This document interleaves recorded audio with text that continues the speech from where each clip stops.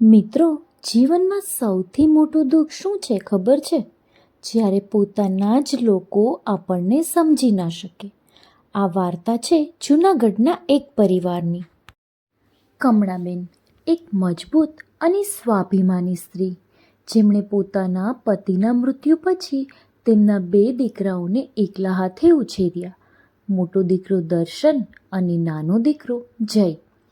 દર્શન શાંત, જવાબદાર અને સંસ્કારી, જ્યારે જય થોડો સ્વાર્થી અને ઈર્ષાળુ સ્વભાવનો હતો. જેમ જેમ સમય પસાર થતો ગયો, બંને દીકરાઓ મોટા થયા. દર્શન નોકરી પર લાગ્યો અને થોડા વર્ષોમાં તેના લગ્ન હેના સાથે થયા. હેના પણ સાદી, સંસ્કારી અને દિલથી ખૂબ જ સારી વહુ. તે કમળાબેનને પોતાની મમ્મી કરતાં પણ વધુ માન આપતી. ઘરમાં ખુશી, શાંતિ અને એકદમ પ્રેમ હતો. પરંતુ જયના દિલમાં ઈર્ષા વધી રહી હતી. મમ્મી હંમેશા ભાઈને જ વધારે પ્રેમ કેમ આપે છે? હેના આવ્યા પછી તો હું પરાયો થઈ ગયો છું. આ બધા વિચારો તેને અંદરથી બદલી રહ્યા હતા. અને આવા જ બધા વિચારોમાં એક દિવસ જયે એક રમત શરૂ કરી. તે પોતાની મમ્મીના મનમાં શંકા નાખવા લાગ્યો. મમ્મી, ભાભી તમને પાછળથી ખરાબ કહે છે. દર્શન હવે તમારી પાછળથી મજાક કરે છે. કમળાબેન હસીને વાત ટાળી દેતા હતા. પરંતુ રોજ જયની આ એકને એક વાત સાંભળીને તેમના મનમાં શંકા થવા લાગી. કમળાબેનને એવું લાગ્યું કે હેના તેમને અવગણે છે, જ્યારે કે હકીકતમાં હેના કામમાં વ્યસ્ત હતી.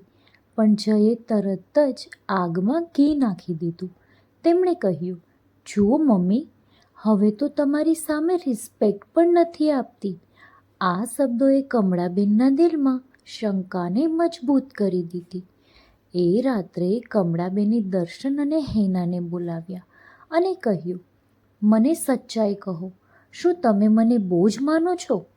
દર્શન તો શોક થઈ ગયો અને બોલ્યો, મમ્મી, તમે એવું કેમ વિચારો છો? હેના પણ રડી પડી.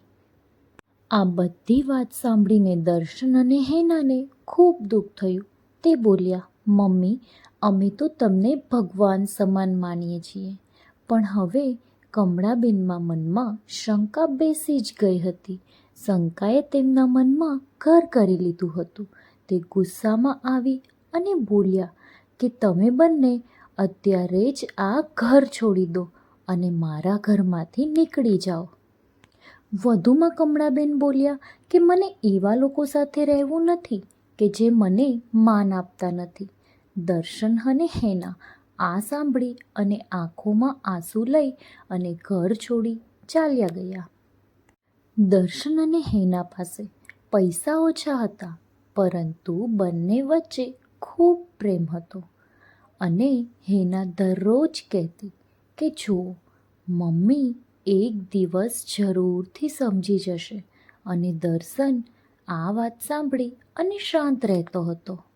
અને આ તરફ બીજી તરફ જયનું આખું રૂપ, સાચું રૂપ બહાર આવવા લાગ્યું હતું. તે મમ્મી સાથે ખરાબ વર્તન કરવા લાગ્યો હતો.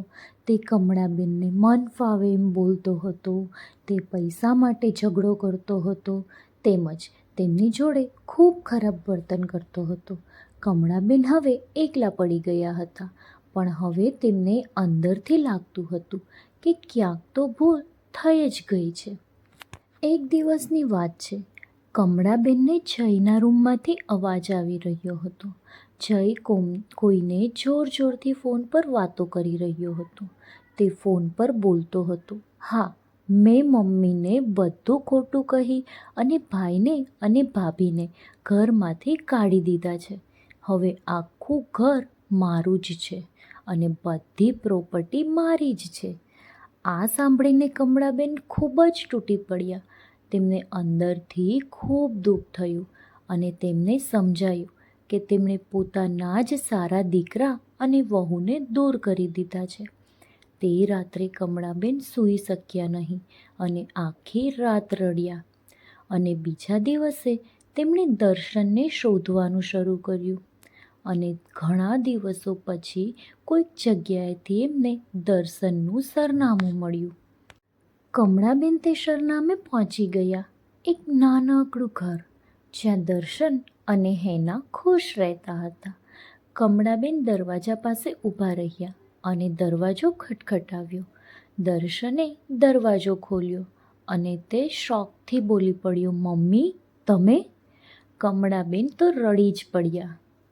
તે બોલ્યા, મને માફ કરી દો બેટા, મેં તમને ખૂબ ખોટા સમજી લીધા હતા.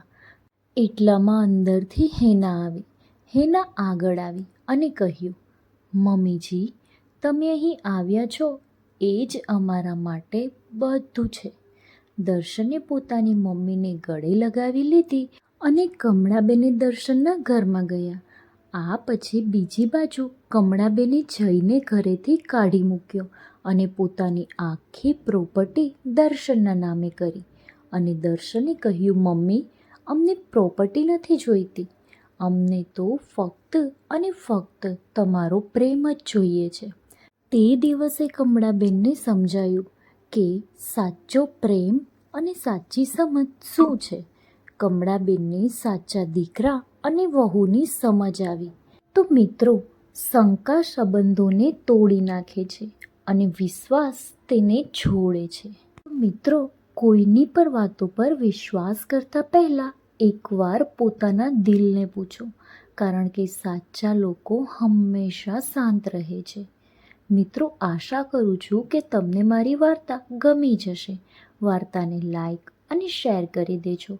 તેમજ જો તમને આવી અવનવા વાર્તાના નોટિફિકેશન મળતા રહે એ માટે મારી ચેનલને સબસ્ક્રાઈબ પણ કરી લેજો. Thank you for watching.